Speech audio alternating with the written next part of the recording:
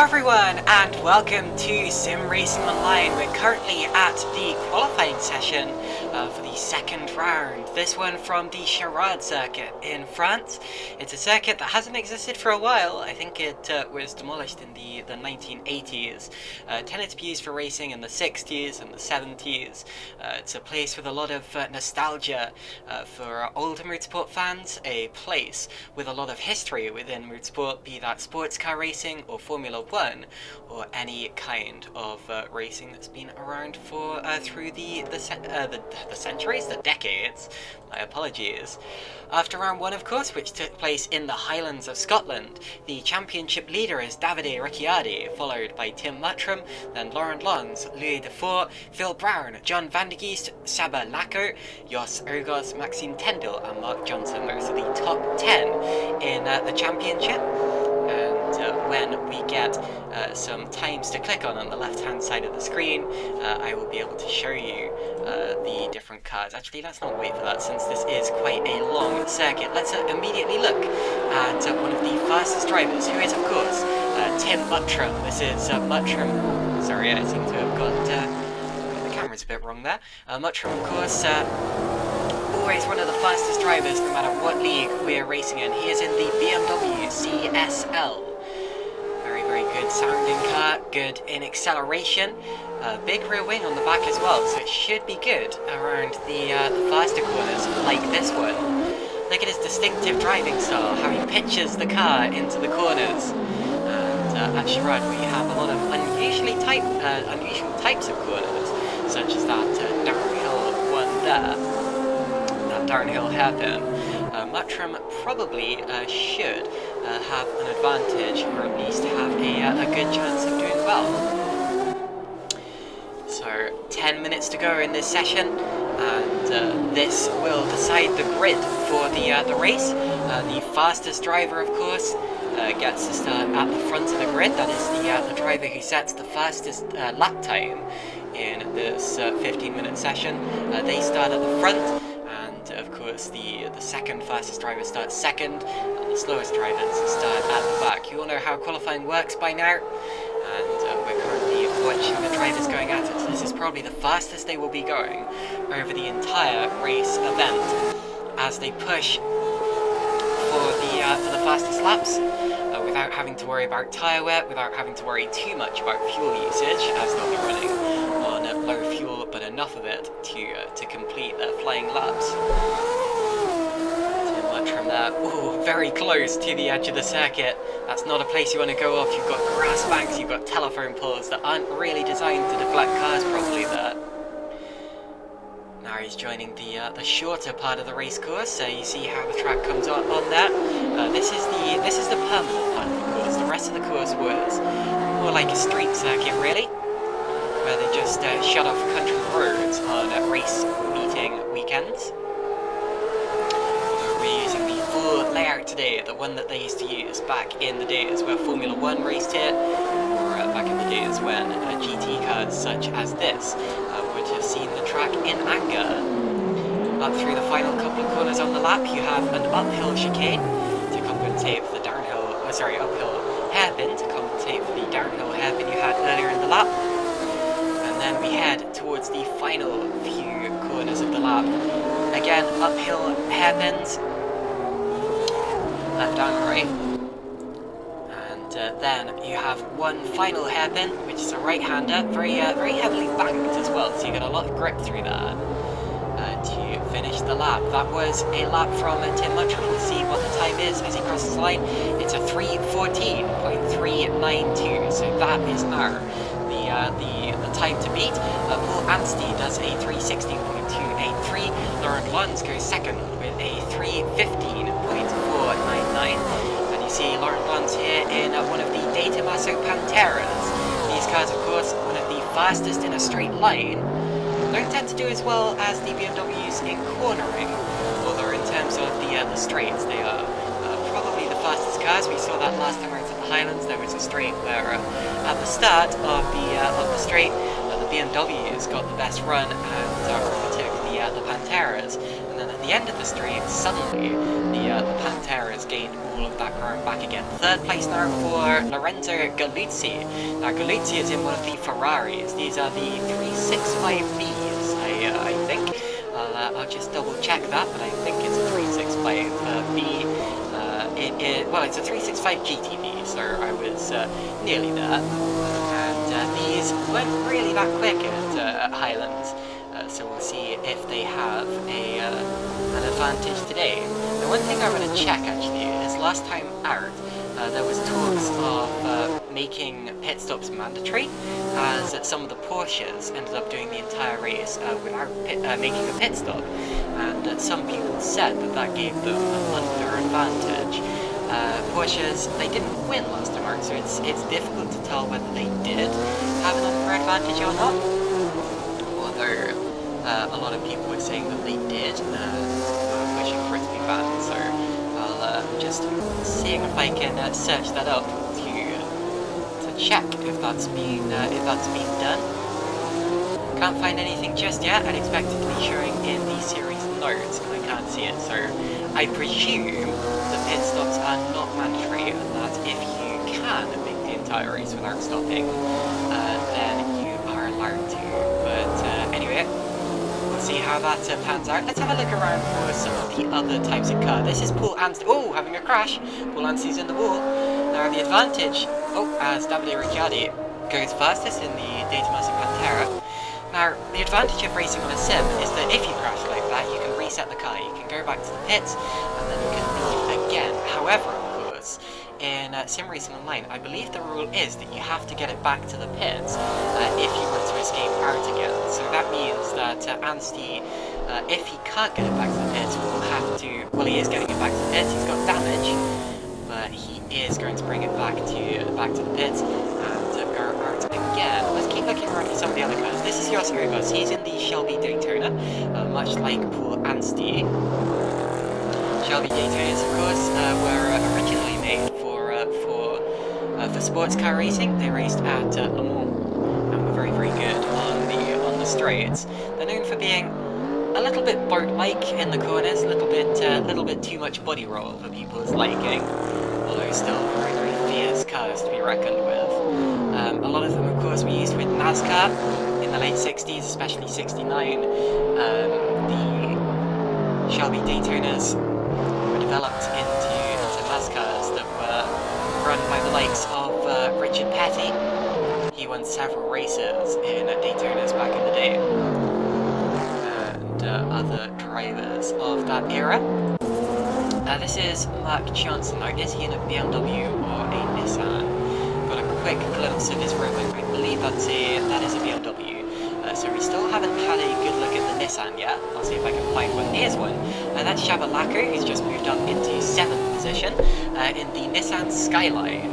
The Nissan Skyline, of course, is a name you'll recognise, as Nissan Skylines continue to be made all throughout the late 1990s and the 80s as well. I believe into the early 2000s there were different kinds of Skyline.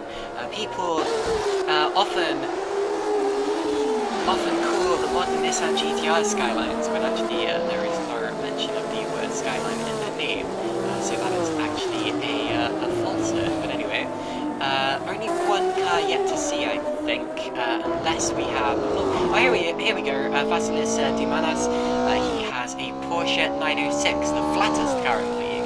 Very, very flat, very small, very low centre of gravity, very low drag on this car as well, so should be good. Should be good in a straight line, and I expect because of its low centre of gravity, it's probably good around the corners as well, and not very high fuel consumption in this either. So as I said, if you can make the full race without stopping in this, then you are very much allowed to. Phil Brown there goes third in his Porsche, so Porsche's doing well. Just one car yet to see. I'm not sure if anyone has a Corvette. Corvettes are available for this series, but I'm not sure anyone actually has one today. Okay, yeah, it looks to me as if we don't have any Corvettes today, unless we do have any, but they haven't set a lap time yet, as we have 19 cars, but only 17 of them have currently set laps. I have a feeling that Danny Yorth might be driving a Corvette. Now, he's still registered as being in the pit, so he's not going to get a qualifying lap in this session.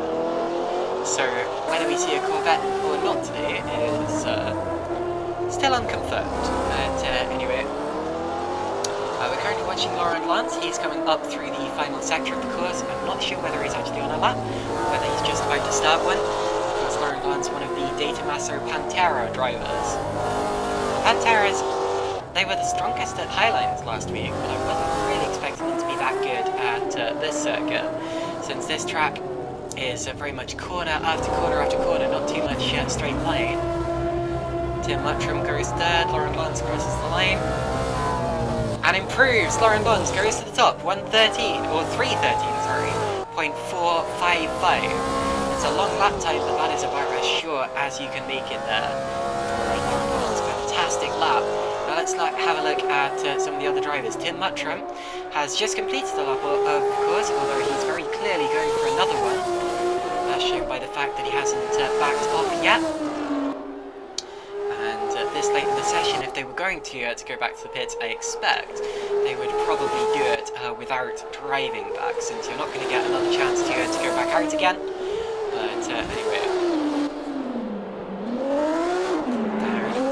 the carousel, I'm going to nickname that corner. A lot of these corners don't have official names because it is a per street circuit and because it's so long. Although I believe I should name that word the carousel, judging by its profile. Around the rock wall, you don't get areas like that on circuits these days, and for good reason. Very, very dangerous. Not designed to absorb impacts at all. You have another rock wall there. The Armco barrier on the outside, that's a lot safer, especially since it stops you from going over the edge of that hill and into the trees.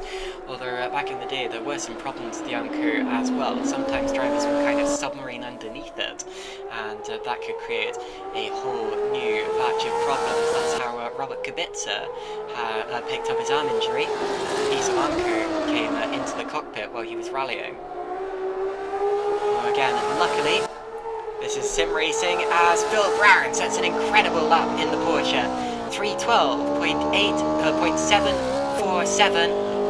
Fastest lap of anyone so far. Lons has backed out, so Lons is not going to be going any faster. I think Tim Muttram is one of the only drivers who could still challenge for that pole position, although he's going to need to gain about a second and a half over this lap if he is to beat Phil Brown. Look at the car getting slight air there as it goes over the crest of the hill, and this is his last chance to snatch pole position away from Phil Brown. I think, to be honest, looking at his time, no disrespect to Muttram, but he probably won't beat Phil Brown on this lap. He probably can only hope to jump ahead of Laurent Lance or Davide Ricciardi. Oh, look at the car! Look at the back end hanging out as he brakes down there towards one of the hairpins. That shows that he's got his brake balance really far back, and he does it again. And that's fantastic because it allows him to put the power down early and use the throttle to steer the car through the corner. Great car control from Tim Muttram. One of the most experienced drivers on the grid, and also one of the most talented. I don't think I'd stand a chance of beating him if I was in this race. Tim Muttram now through the final corner. This lap looks quick. I reckon it's on for second. Hard to tell though. Crossing the line, and where does this put him? He's already down on pole, and it's not quicker, so Tim Muttram does not improve on his time. Now, is anyone else still on a flying lap? Paul Anstey is, so Anstey in the final sector. I think he's the top Shelby Daytona. To be specific, it is the Shelby Daytona Coupe, I think.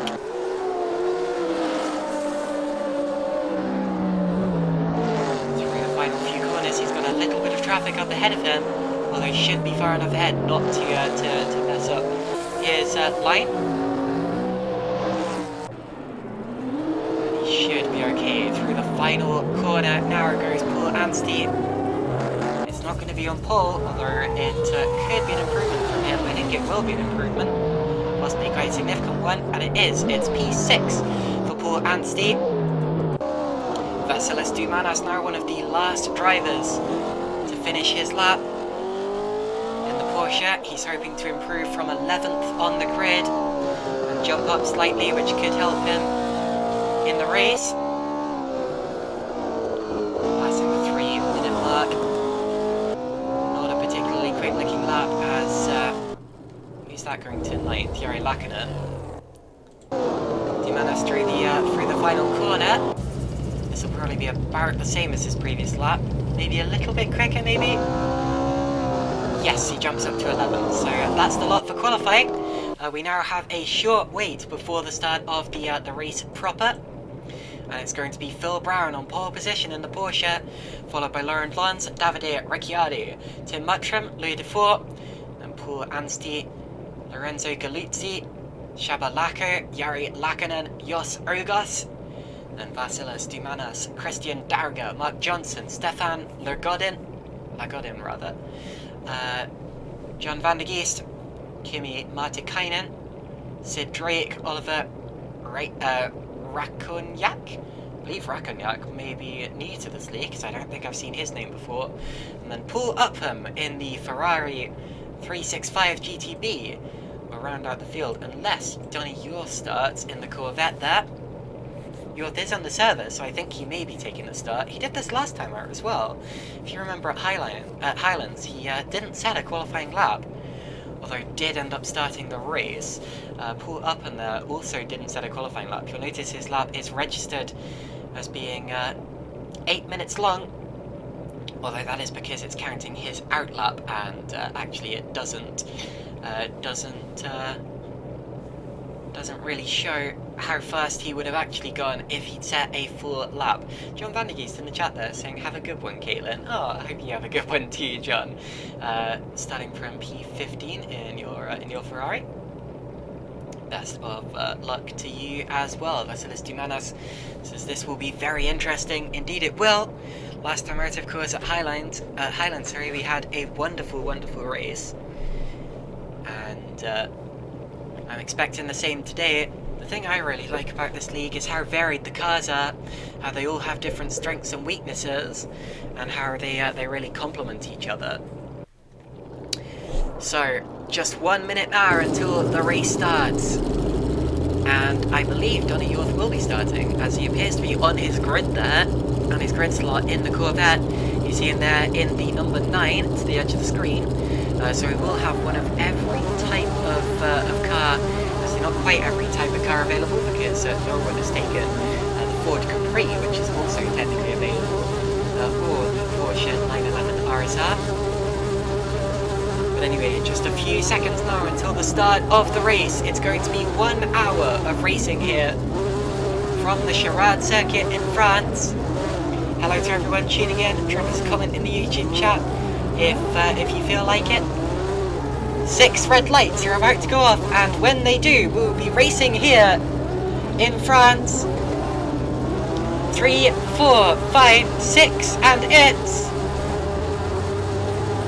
go! Away we go at Charade, and looking to the front of the grid as soon as we can. Phil Brown, of course, has led away from pole. The Corvette has started there at the back. We'll be able to see the cars in just a few seconds' time. Brown indeed was the first car to trigger the timing beam, so he will be in the lead. And Lons has dropped to 4th, so Lons drops to P4. Brown leads from Ricciardi and Muttram. Ricciardi runs slightly wide there, may give Muttram a slight chance. Everyone coming through, I think, cleanly. Donny Yorth there at the back, P20, he's through cleanly, so I think everyone has got through. No incidents early on. Anstey passes Lons now, so Lons, after that dreadful start, has dropped from 2nd all the way down to 6th. He has a recovery drive to be doing today. There you see him in the De Tomaso Pantera, on the back of Anstey, Dufour, Muttram and Ricciardi. Already a big lead being pulled out by Phil Brown, as Doumanas has a little off. And someone ahead of him's gone off as well. That's a Skyline, and it's Martikainen. So Martikainen in the Skyline went a little bit wide onto the grass, dropped a few positions. He's now running 16th. P3 still going at it. Ricciardi, Muttram and Anstey all in a line. 4 right on the back of them. very brightly coloured 93 is Tim Muttram in his BMW there. Over the crest of the hill, past the grass bank, under the telephone wire. And we're about halfway through the first lap of the race now. And 2 minutes into the 1 hour long race. The drivers need to make sure that they don't throw it away this early on. They don't do anything silly, because they have a long race ahead of them. And plenty more opportunities to gain time, but even more opportunities to lose it. Move there, Dumanas has had another little issue. And he is running off the road. So Dumanas now has dropped to the back of the grid. He's had a couple of issues on the opening lap. He's been off once or twice. And Paul Upham, sorry, is missing. So Paul Upham appears to have been our first casualty. He has gone completely AWOL. 19 drivers still remaining in this race, still running. With Brown leading from Ricciardi and Muttram still. Muttram 0.6 of a second behind. This is where he hangs the tail out. That looks a little too much, maybe. Although I think he corrected it on the exit. I was worried he was going to get a really bad exit there. But shouldn't really doubt Tim Muttram, because he's got so much ability. He can really react to small mistakes like that just in the nick of time. And it all ends up okay for Tim Muttram. He's actually got even closer to the back of Ricciardi, hasn't he? He's challenging him coming into the final corner now. Going to the outside, trying to force Ricciardi to go wide on the exit. That's known as getting the switchback. Across the start-finish line again. So that is the end of the first lap. And the order is Brown from Ricciardi, Muttram, Anstey, De Vore, Mons, Galuzzi, Ogos, Lackinen, and Lacko.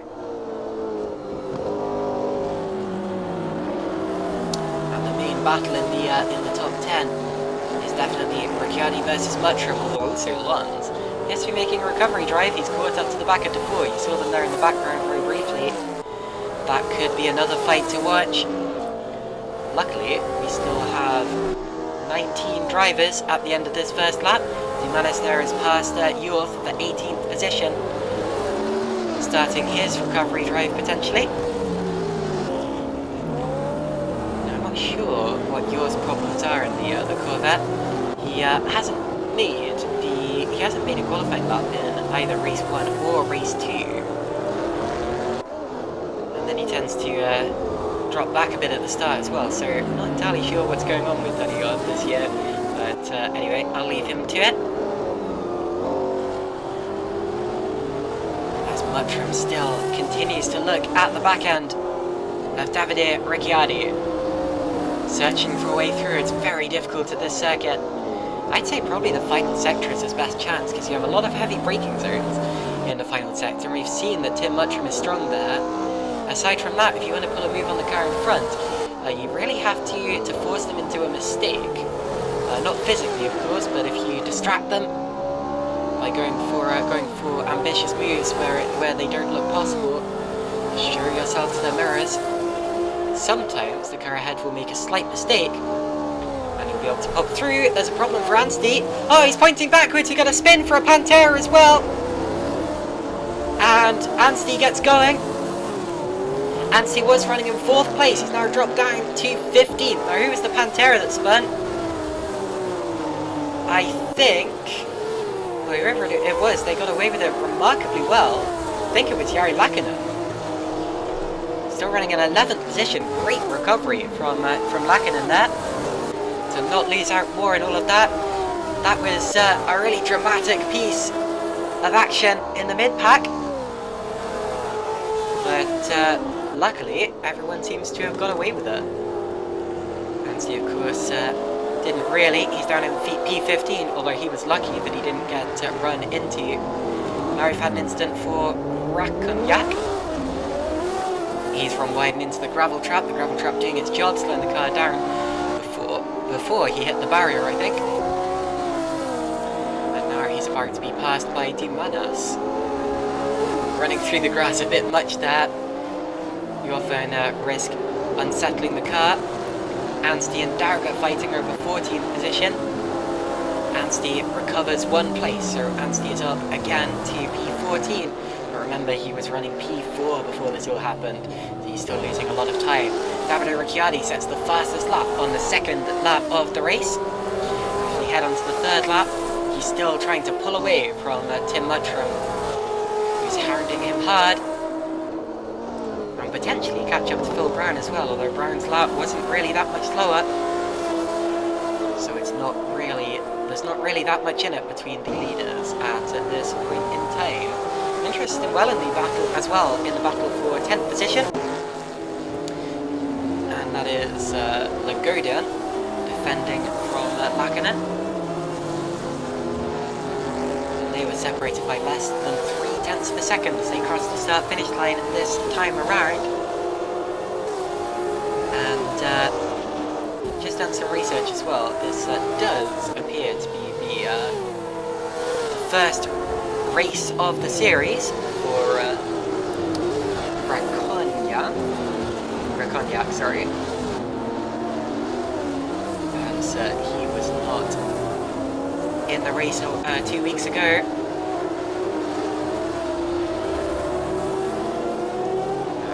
Will Lagodian resist the pressure from the Pantera behind him? Or will he end up running off the road somewhere? It's so easy to do. Just got a comment on Discord from someone asking, is that a Porsche 908 leading? It's actually a Porsche 906, so very close. Nice guess. That's Phil Brown, of course, in the Porsche 906. Still has a second's lead out in front, and doing a very good job. He also says these 60s GT cars look like so much fun to drive, and indeed they do. Look how the rear end hangs out as you brake. Of course, you can set the brake balance to. Oh, as we've lost Lackinen. Oh no, that was a glitch.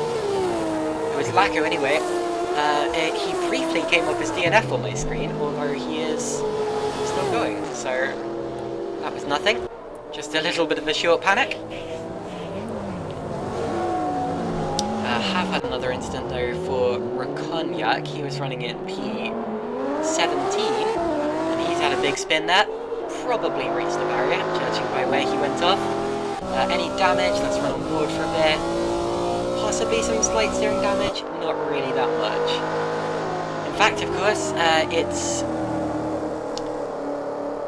I got some feedback after the last race saying that, oh, never mind, Lagodian's had an incident. He's lost under braking, he's off the road, he's in the gravel. And he hit the wall pretty hard there as well. I'd be surprised if he didn't have some slight suspension damage from that. Indeed, I think he does. Lagodian was challenging Lackinen for 10th position. Lackinen, rather. Davide Ricciardi sets another fastest lap of the race there. So Ricciardi pushing to try to catch up to the back of Phil Brown. He's actually getting away from Muttram there. Let's so as I was going to say, I got some feedback after the last race that I don't ride on board with these drivers enough. So let's ride on board with Lorenzo Galuzzi. He's in a Shelby Daytona Coupe, watching the back of Lorenzo Dufour. Sorry, Lewis Dufour. I don't know where I got Lorenzo from. We're on board with Lorenzo. And he has Jos Burgos in his mirrors as well. You see the other Shelby. See him there, coming into his mirror view, and you can see just how easy it is to get distracted when that happens. Down through the carousel goes Galuzzi, and you really get a sense from riding on board with a car like this of just how much fun it is to drive, and also how much the car moves around. There used to be quite a lot of dead zone in the steering, but even when there wasn't, really the steering was more of a suggestion back in those days rather than an order. And the rear of the car tended to do pretty much whatever it wanted. There's a lot of body roll as well, which didn't help matters, but it made them fantastically fun to drive. Very, very challenging cars. But wonderful nonetheless, and that's why a lot of people still have nostalgia towards them. Of course, I wasn't alive back in this era. Oh, Galuzzi makes a mistake. Clipped a bump a little bit too much, ran a little bit wide, and somehow Yosokos wasn't able to capitalise on that. I really thought we were either going to see Galuzzi in the wall, or see Yosokos coming up the inside, or both. But the car surprisingly forgiving. Oh, look at Jos now! Right in his mirrors. Right, let's go back to Jos and have a look at exactly what he sees. And actually, I made a mistake there, because I said that Galuzzi was in a Shelby Daytona. He's actually not. We're in a Shelby now, but Galuzzi was in a Ferrari, so we were just riding aboard with a Ferrari 365 GTB. Look at the wooden steering wheel on the Shelby. Absolutely no buttons on it. Of course, these days GT cars have buttons plastered all over them. But back in those days, all of the buttons were either on the dashboard or non-existent. Changing gear manually. A lot of people say they prefer to change gear manually. They say it's more challenging and more fun. I personally prefer automatic, but that may just be the era I've been brought up in. But anyway, Tim Muttram as well. Closer than... In fact, he's just at the fastest lap now. So let's go to Tim Muttram. Closer to the back of Davide Ricciardi than he's been for a while. That is because he set that fastest lap that last time around.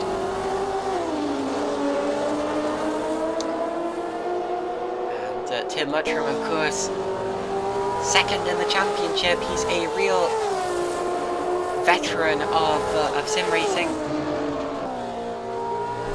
Very strong in a lot of different cars. He was the champion of our Alfa Romeo 33 Stradale Campionato, and also of our Porsche 718 Classic Tour, where he's going for the championship of this as well. Oh, as we got a car stopped to the side of the road there. Now, I don't think that was one of the leaders. Was it? Danny York, maybe? No, it wasn't. I think it was Paul Upham. So Upham there in the Ferrari. Yeah, I think he had that up there, and he will be a lap down now. But anyway, looking back to Tim Muttram. He's still Seafield ground there, he's not that far ahead, 2.7 seconds, although for only 50 minutes of racing that is a pretty good gap. Tim Muttram, of course, has also set fastest laps in F1 1967 Classic Series, as well as a Grand Prix McLaren M2B Challenge, and the above 500 AC Club Challenge as well. And he's still racing in the above 500 AC Club Challenge, I believe, unless I am very much mistaken. No, actually that series has finished, so my apologies there. He came third in that league despite missing 2 rounds of the championship, picked up 3 wins in it. And he's chasing Davide Ricciardi. Ricciardi, the championship leader. And this could be a very, very important fight towards the season's end. That's wide. Muttram's going to spin it. Muttram's in the gravel. A big mistake for Tim Muttram there, who's run off the road. He hasn't lost third position, but I think he just braked slightly too late and then panicked while trying to correct it, got the rear wheel onto the grass, and there was no saving it from that point, as there's just no grip on the grass, and he lost control. Off into the gravel he went, and he's recovered.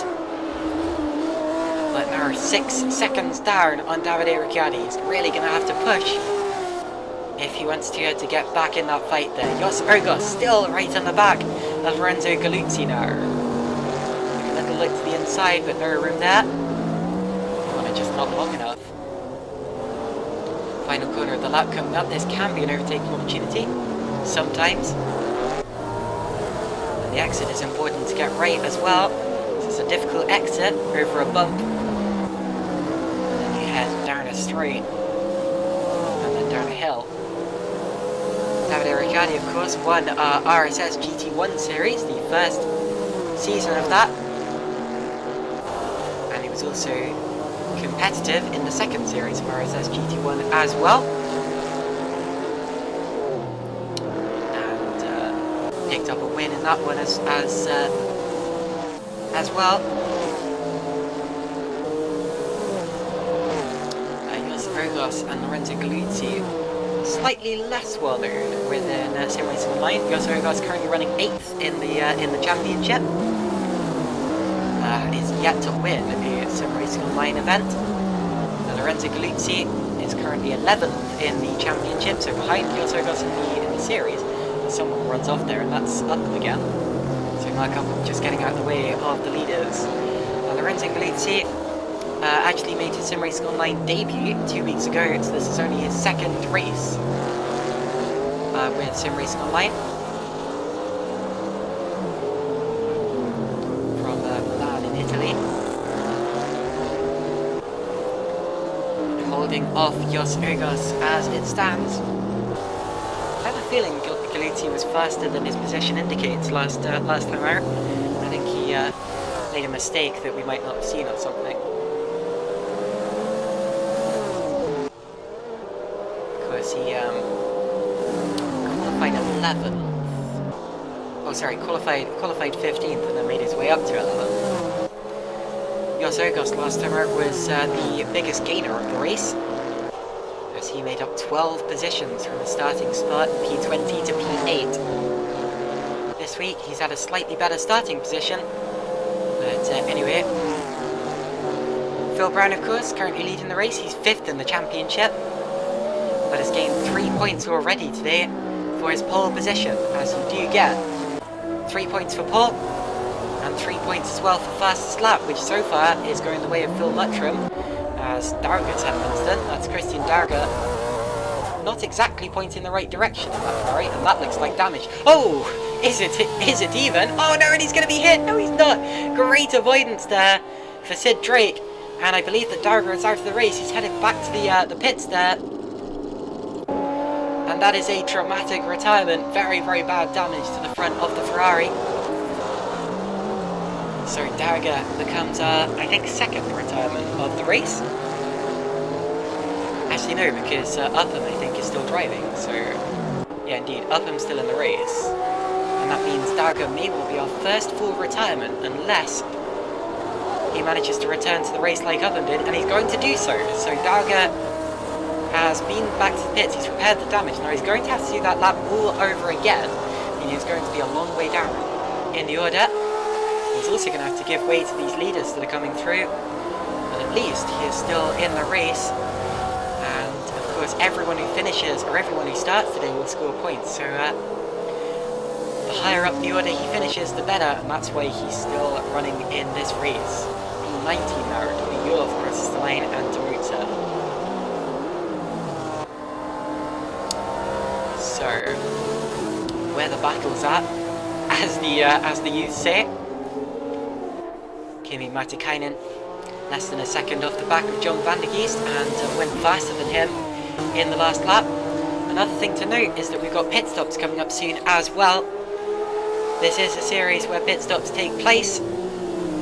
Most of these cars have to take pit stops. The only one we think that can make the full distance without stopping is the Porsche, such as the one that's leading, although there is a chance that they will all make stops if either the Porsche doesn't think, or if either the Porsche drivers don't think that they can get to the flag, or it's been made mandatory and I haven't been made aware of it. But anyway,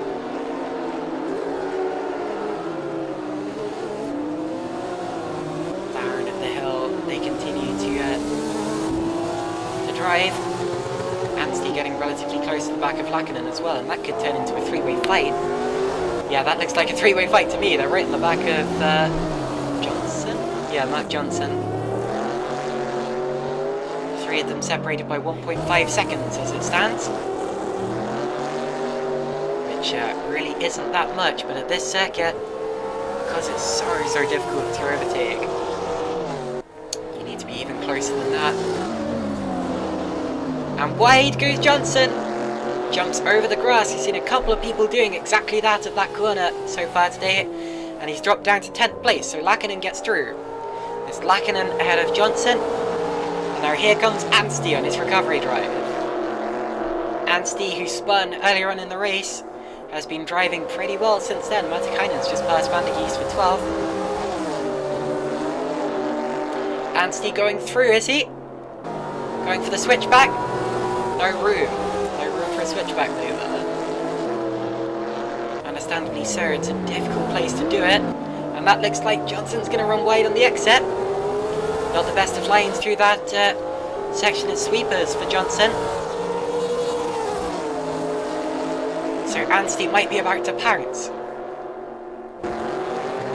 This is one of the most difficult corners on the track. Johnson going sideways, he's going to run wide there. But again, no room for Anstey. Lucky to keep it under control, to be honest.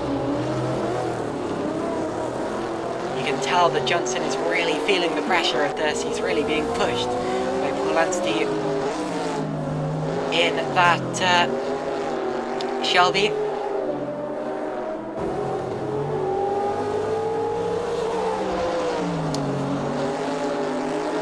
And it really does look like a hunt.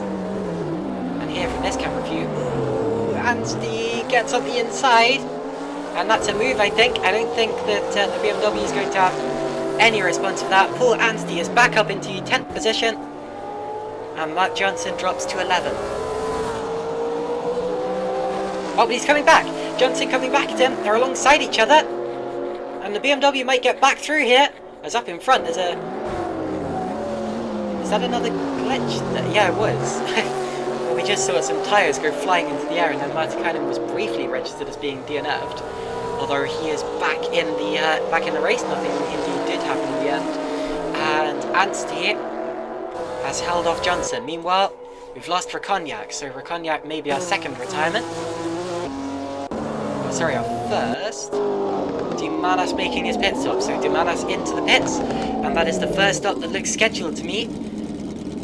So it may be that Porsches will end up making stops today, as Dumanas, of course, driving that Porsche 906 and recovering. Is he struggling to find a gear? That's weird. He's driven into the pit.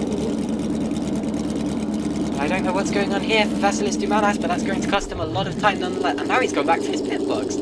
So something bizarre has happened there. At any rate, let's look back up to the fighting. This is Yorsorgos versus Shabalako for 7th position. I love quirks like that happen in sim racing, where you don't quite know what's going on, but it's entertaining nonetheless.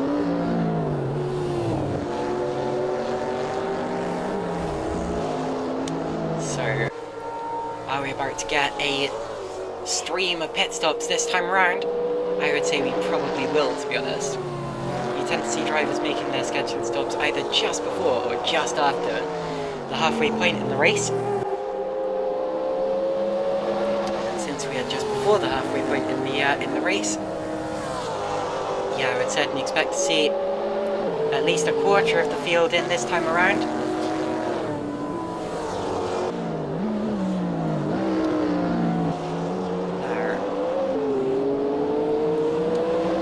Darga still in the race. It's just routed Racognac.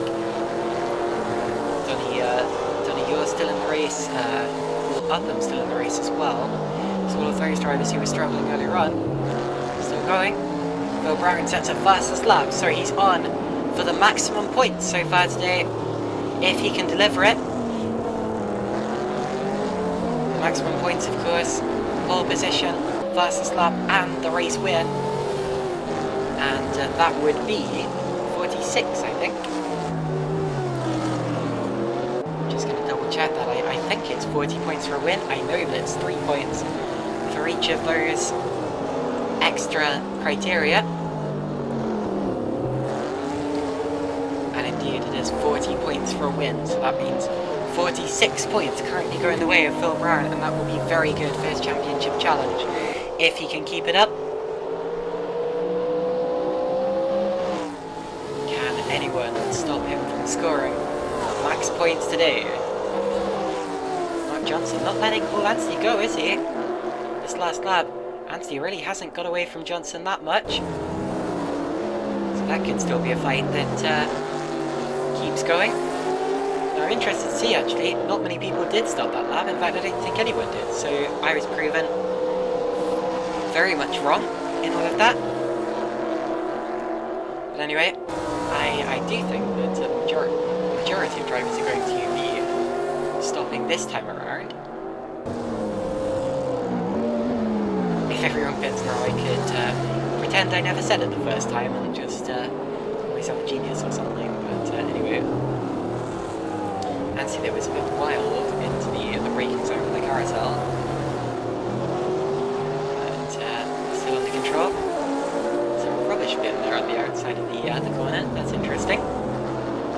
Just in case any drivers have cigarettes or something they want to chuck out the window while they're driving. See if they can get it in there like they're playing basketball or something. Don't do that. My track's not cool.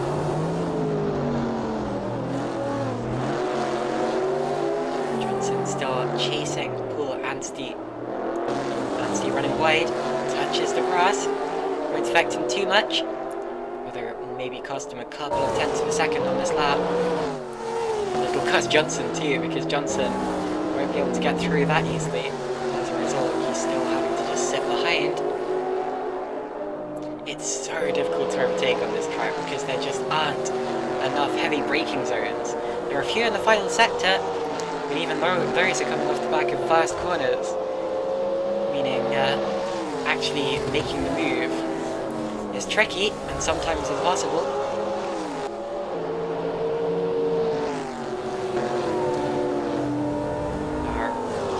Through the mid part of the course, these drivers go towards the permanent circuit sector, which wasn't so permanent after all. It's now being mostly demolished.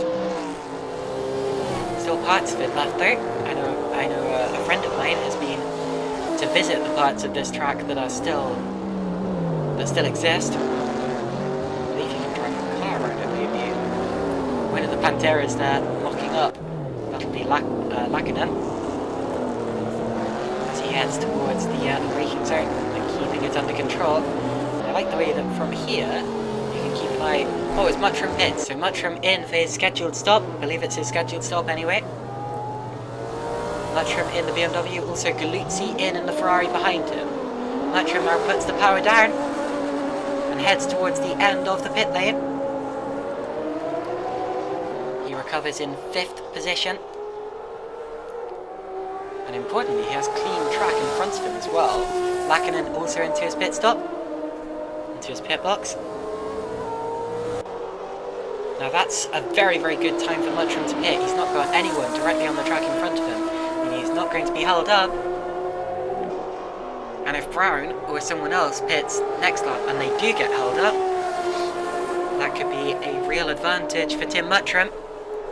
Now remember, Muttram is fighting Ricciardi not just for second in this race, but for first in this championship,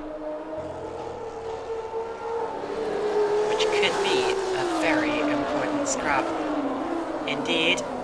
And if Muttram can gain time on this lap, he could end up jumping far ahead of Davide Ricciardi. It's important to remember, of course, that Laurent Lance is currently running 3rd in this race, effectively 4th. He is also 3rd in the championship. So you've got a lot of championship protagonists up there, and the top 5 on the road are also the top 5 in the championship, just not in the correct order.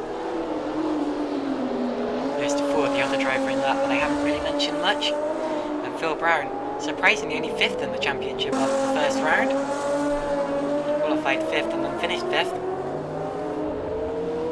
Although, having a much better drive here at Charade, surprising a lot of people. Phil Brown, of course, also a driver who has won races. No, he's not, goodness me. He's actually heading here for his very first race win with SimRacingOnline. That's shocking, actually. He's done, this is his 19th series that he's racing in. He's also currently racing in the Lancia Fulvia Championship, which is actually yet to start, so we wish him the best of luck in that. Interestingly, that's a good series to sign up for if you're interested. It's one that's coming up in a little while. On Assetto Corsa starts on the 9th of April, so in a week's time.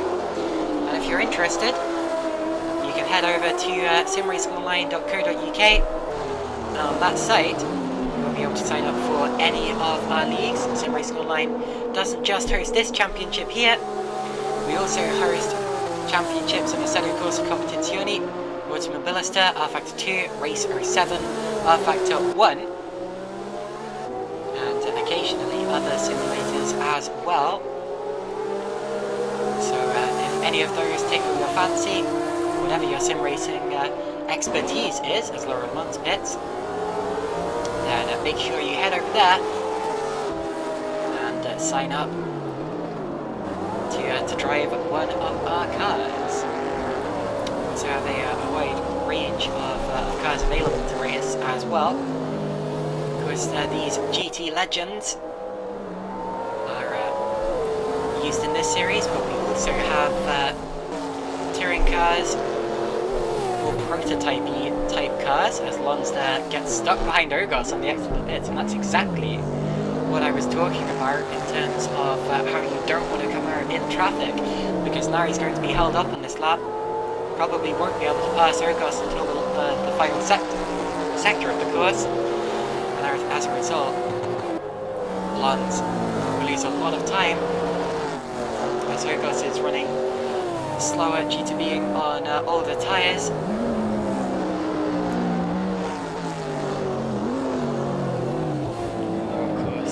As he gets a little bit sideways into there, that's okay though, that's controllable.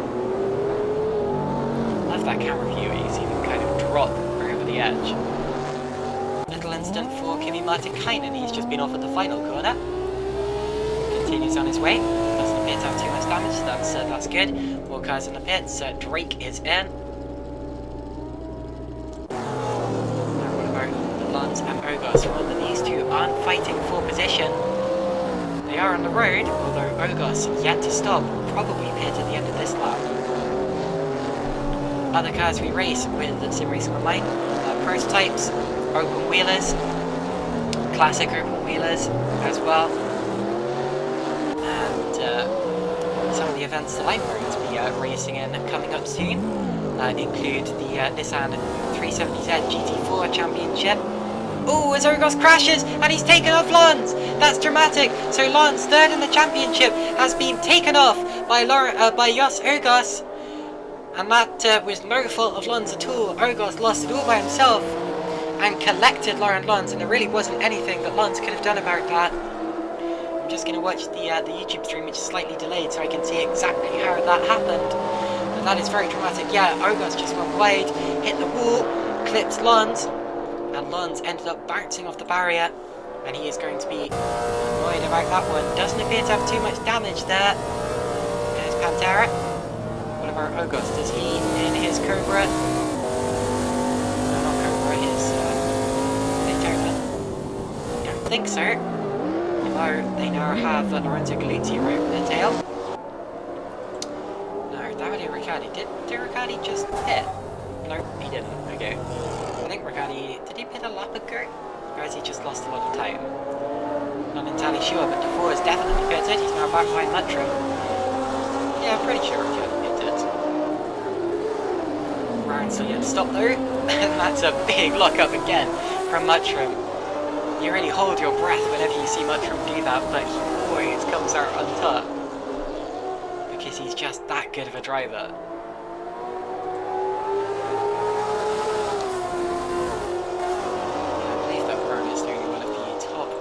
also yet to stop as Lackinen pits there.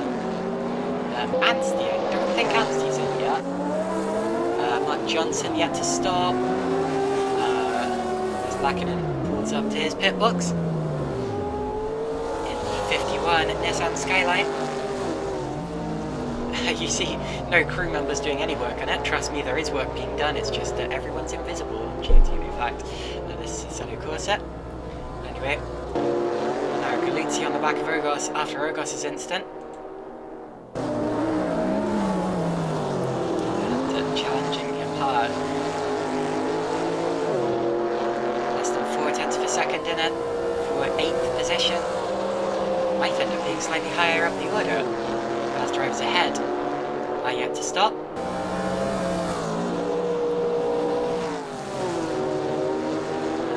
I wonder how long it takes, how long you lose in a pit stop. Because Phil Brown, 15 or 18 seconds, sorry, that's not really that safe, is it? Brown pit. Oh, it was another incident for Ogos. Now, judging by the way Galuzzi waited for him there, I wonder whether Galuzzi ran into the back of him and sportingly waited for him to start up again. I'm not entirely sure though. All I saw was Ogos coming sideways out of the corner, looking at the YouTube replay. Yes, I believe there was contact between the two of them. Anyway, Galuzzi's still on the back of Ogos. Let's see if he can get it a little bit cleaner this time. Still at 8th position. They didn't lose another place, luckily. Because John Van der Geest, their nearest contender, is 15 seconds behind still. So a couple of gaps emerging there in the order. Now, surely Phil Brown's going to stop this lap. Let's have a look. He's coming up towards the final sector of the course. Does not make a pit stop, so Brown's staying out again. And actually, I do wonder if this means that he's not going to be making a stop at all in the Porsche, as I would expect him to have made his stop by now.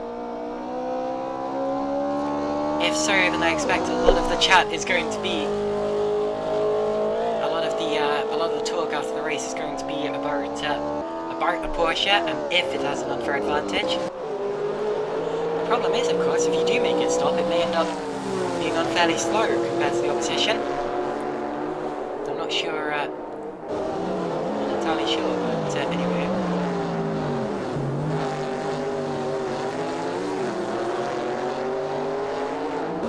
And they're doing a wonderful job, 20 seconds out in front, and that may end up being his effective position if it stays like this. Gained about 15 seconds or so, simply through not pitting. So, this race now interesting in terms of strategy. Mark Johnson in the BMW, he's probably going to drop to about maybe 9th place. Lons goes through. I don't remember if Paul Anstey's pitted yet, pretty sure he hasn't. Ogos and Galuzzi have also now gone past Johnson. And Van der Geest, is he going to get through as well? If he does, then that casts out on Phil Brown's lead.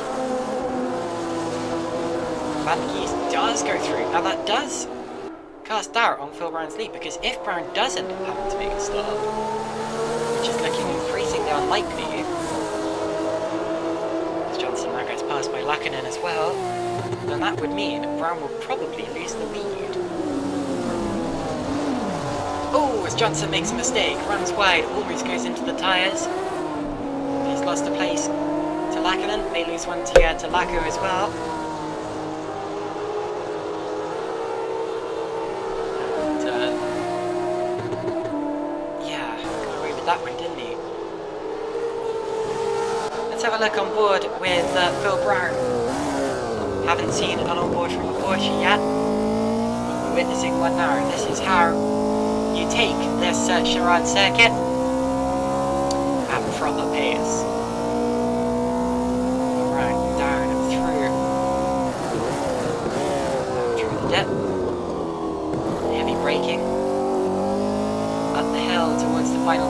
close of the lap. I wonder actually if the circuit has any fancy French names for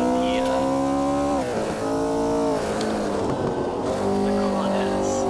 There is like fancy French corner names. Oh, indeed it does. Nice. I remember now. Okay, I'm going to try and slot a few into the commentary. Well, this final hit corner here is known as Virage Rosier, named after Louis Rosier, who of course was a pre-war Grand Prix driver who drove back in the 30s, possibly even 20s as well.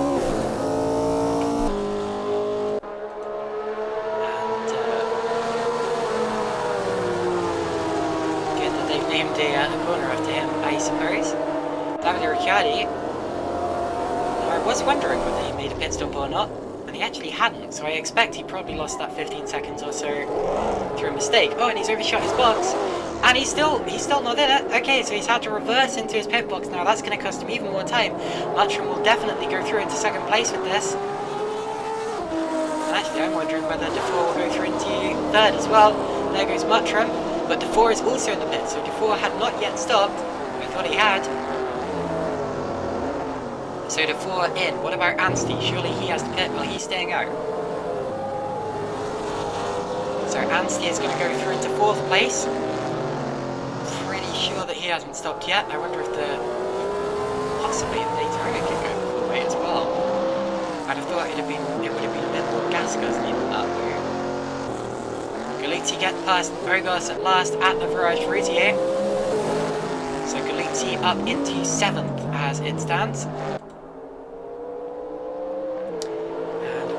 Drops to P20, or P8, sorry, I don't know why I said P20, but maybe coming back at him. This next corner is known as the Virage de Manson.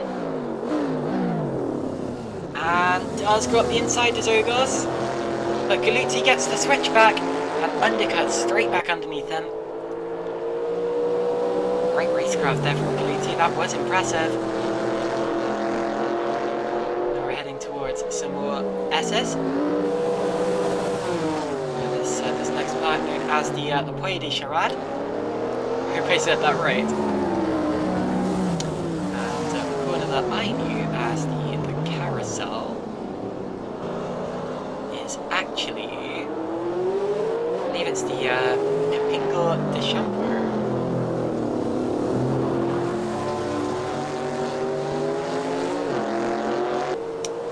That is if I'm looking at the right part of the course, but anyway. May still be the Puy de Charade. I'm a little bit lost. My apologies, it's sometimes pretty difficult to keep track of the course. Ah, I was looking at the wrong track map, my apologies. I was looking at the shorter version of the track. That was actually at Belvedere, followed by Les Chemins. And then up through the long right-hander of... read that. The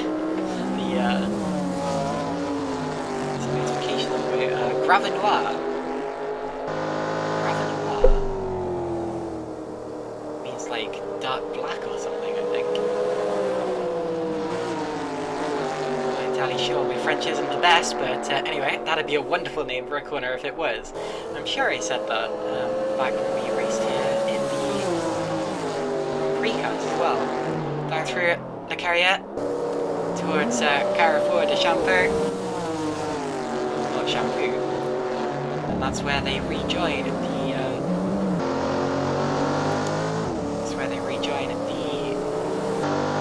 Grand Prix circuit, or sorry, the permanent circuit. So that's coming up in just a few corners' time. Actually, they've already passed it, haven't they? They're already at the Virage du Petit Pont, which is my favourite name for a corner. Up towards the Capingo Marlborough, which I presume would have a different name if it was running these days. Never mind that slow-moving Corvette, that's done you off getting out of the way of Galuzzi and Ogos there. Lots of lack of DeFore in this as well.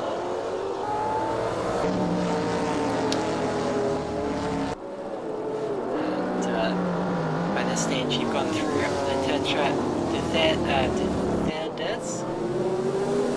The garage Rosier again as Urgos now makes his stop. Again, apologies if I said any of those corner names wrong, but I'm not a fluent French speaker, I'm just giving it my best shot. Urgos, I expect, will probably come out in P9 here.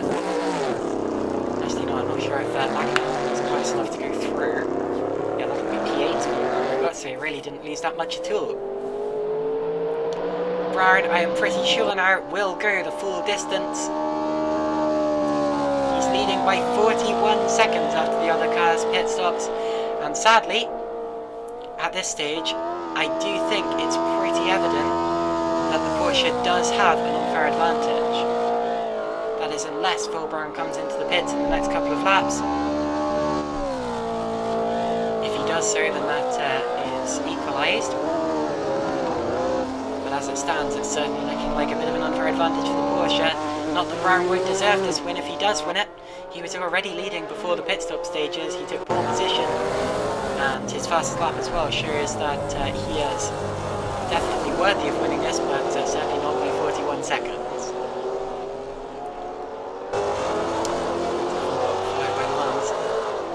These two, third and fourth in the championship, so this is important. Lons will feel like he shouldn't be behind the four. He probably shouldn't be, because he was taken off just now by Jos Urgos.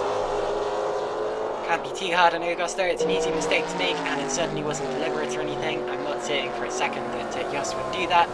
It's simply an easy mistake to make, which Lons ended up being an innocent victim of.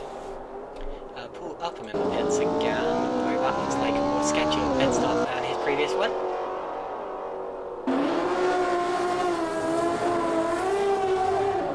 And look at Ricciardi! Wow, bit of a half spin for Ricciardi that.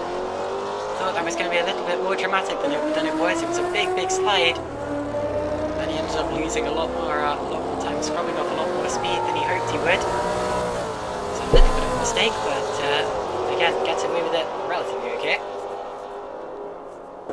Certainly didn't lose a position. He's 19 seconds ahead of Paul Anstey. 18 seconds now as the time catches up with itself. 17, goodness. But anyway, the only real fight we have at the minute is between DeFore and Lons, now in 5th position to De Tomaso Panteras. De Tomaso company back in those days used to make Formula 1 cars as well. And I think it folded in the 80s. Actually, no. I don't think it has folded. Actually, no, it hasn't. It was taken over by a Hong Kong brand in 2014, and then made a brand new supercar, the P72, which was designed to look very much like the old De Tomaso style, and it was run at the Goodwood Festival of Speed last year.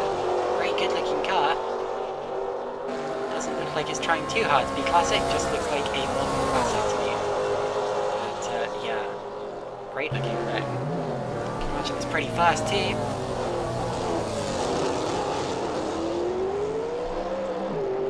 Still in production as well. De Tomaso Pantera though is very much what they think of, what people think of when they think of the De Tomaso brand, even though they participated in Formula 1 races back in those days. 1961 was the first Formula 1 race for De Tomaso F1 car, driven by Giorgio Scarlatti. And the last race for De Tomaso F1 car was in 1970 under the Frank Williams Racing car squad, driven by Tim Schenken, who took over the car after Piers Courage was tragically killed at the Dutch Grand Prix.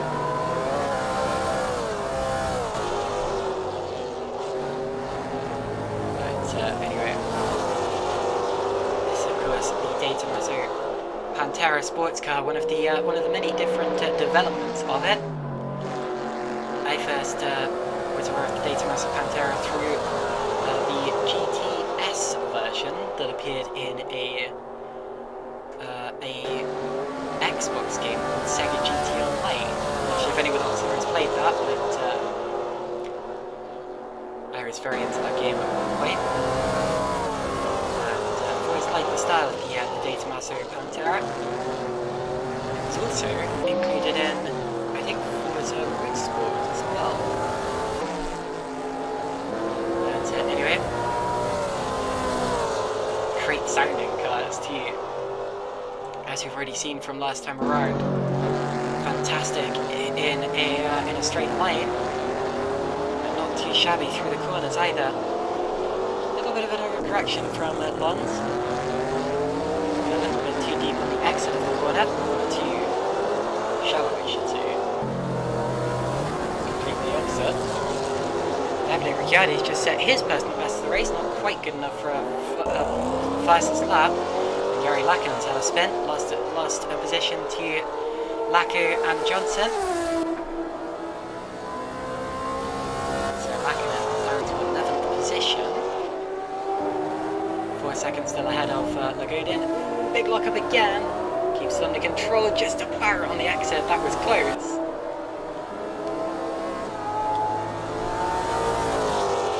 Also got another message on Discord from someone saying Phil Brown's pulling away while fuel saving move. I'm not sure how much he's having to fuel save, but or if he is at all. But yeah, Brown's still pulling away in the lead. 43 seconds out in front now. That's really quite something. Other drivers setting their best laps of the race now. And that's due to the fact that they're relatively as Lackinen briefly disappears through the floor. Another little glitch, but he's back on the road now and still running in the same position, so that was weird. But anyway, goes to 4 now. He's caught up to the back of Paul Anstey, 4th place. I'm still confused as to how Anstey made it back to that position. I'm pretty sure he didn't stop, but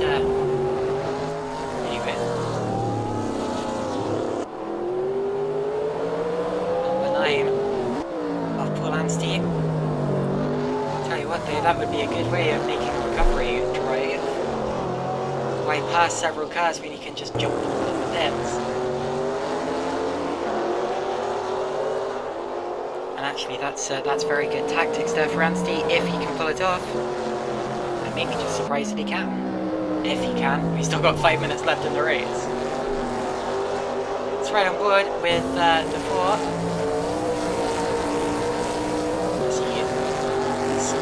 Slightly on the tail of that Shelby Daytona.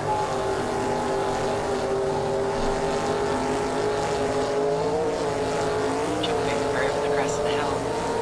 Plenty of places on this course where the cars can get slight air, including there. And then the track heads uphill. We continue to head downhill.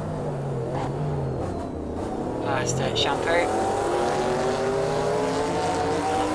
Final few corners after that, including my favourite corner, the Petitpont. There you go then, DeFore taking a look to the inside, and through he goes! And that was wonderful driving from Anstey. He saw DeFore coming, didn't turn in, instead set himself up for the exit of the corner, and cut straight back underneath him again. That was an opportunistic move for DeFore. But Anstey simply was more clever in that. And despite being on older tyres, despite possibly fuel saving, he's managed to hold off DeFore at the main overtaking opportunity of the lap. DeFore might only get one more chance looking at the times here. Yes, I think possibly 2 more. I don't think they're heading into the last lap, I think they're heading into the penultimate lap, judging by where Brown is on the track. So we're going to get one more lap after this. DeFore again alongside. DeFore to the outside of Paul Anstey.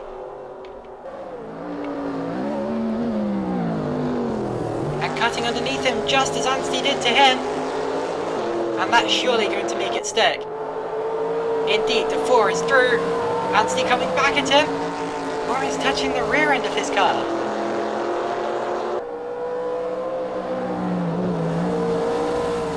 That is so close to 4. He needs to make sure he doesn't stick his nose where there's no gap.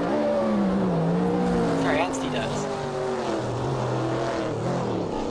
Here comes the carousel at Le Belvedere.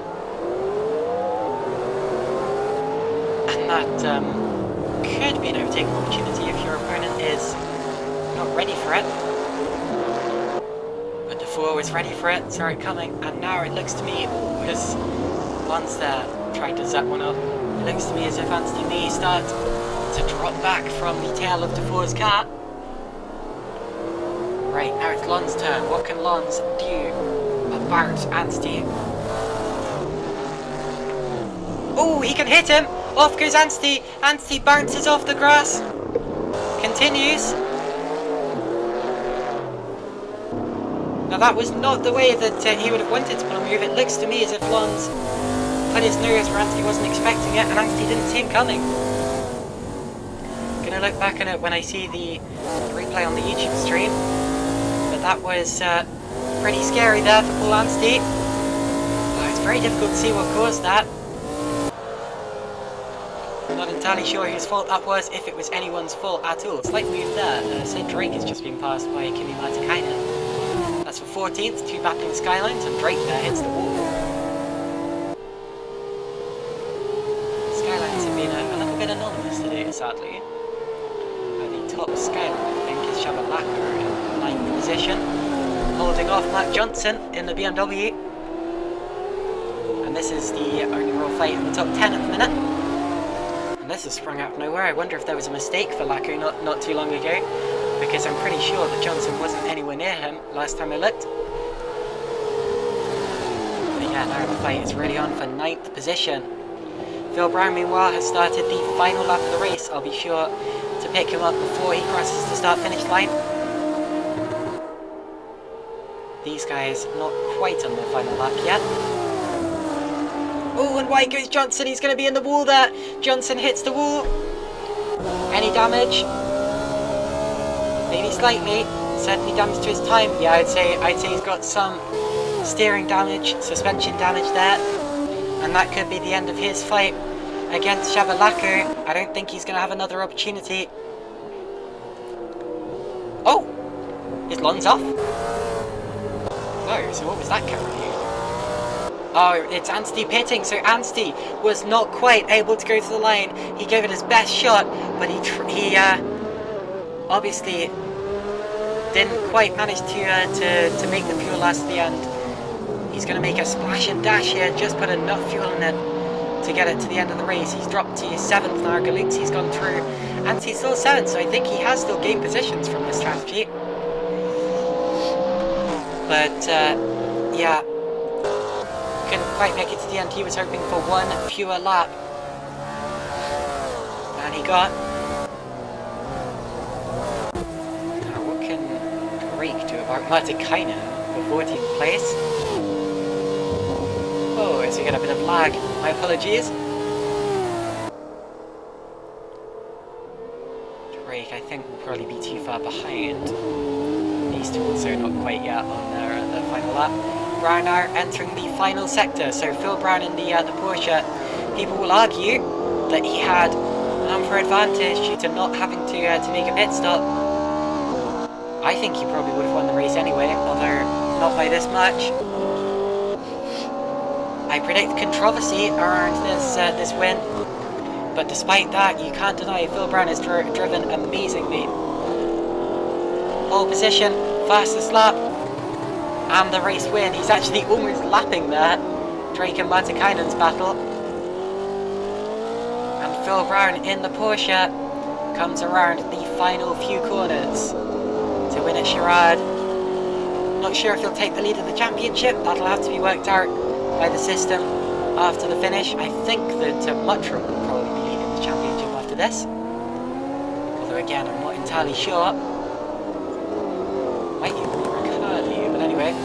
Final corner now for Phil Brown, and he wins in France by 42 seconds. Fantastic drive from Phil Brown. Now let's look back at Tim Muttram, who's going to... Actually, Dufour and Lons. Dufour and Lons have caught right up to each other on the last lap. Lons is having an attack here. So I'm not sure what happened, but they are right back on top of each other, and this is for 4th place. And they're on the back of... That's Upham. He's a back marker, so he needs to make sure he doesn't get in the way of those. He pulls to the side of the road. Lons goes to the inside. And off goes Dufour. Dufour runs off on the final lap of the race, touches the wall, bounces back to 5th position. Lons gets the place. That's a dramatic finish to that fight between the two of them. Upham almost runs off the road there. Tim Muttram now is going to finish 2nd. He does finish 2nd. Ricciardi is going to be 3rd. But what a final lap fight between Lons and Dufour, as Dufour started making mistakes and it was just too much in the end. Ran slightly too wide, got his wheels in the grass, and off he went. Ricciardi now crosses the line. He is 3rd. Lons will be 4th, surprisingly. And that could keep him in the championship fight here. Oh, and into the wall again goes Dufour. Does he keep 5th place? He's bounced off the barriers and he just keeps 5th. Actually, never mind, that's Upham, so he had more of a gap than I thought. Galuzzi is going to be 6th in his Ferrari. That's the top Ferrari of the order. Anstey will be 7th in the top Daytona. That's disappointing for him. He hoped to make it to the end without stopping. Still a fight going on for 9th as well. Laku trying to hold off Johnson, so Johnson has caught back up to him here. But I don't think he's going to get another chance unless Laku makes a similar mistake to the one that we just saw Dufour making. It's for 9th place, of course, which is worth points. Orgos has just finished 8th. Final corner, Johnson takes a look to the outside. Can he get a switchback? It's unlikely. And they're going to cross the line side by side, are they? It's going to be a photo finish between the two, but it's going to be Laku. So Laku finishes 9th. Johnson finishes 10th. Lakanen is going to be 11th. Lagodin is 12th. And then it's going to be Van der Geest in his Ferrari. Had a little bit an anonymous race. That's kind of hard to say. Although has done a good job to finish as well. It's a difficult circuit to even finish the race at, especially since this is 1 hour long at a circuit this long.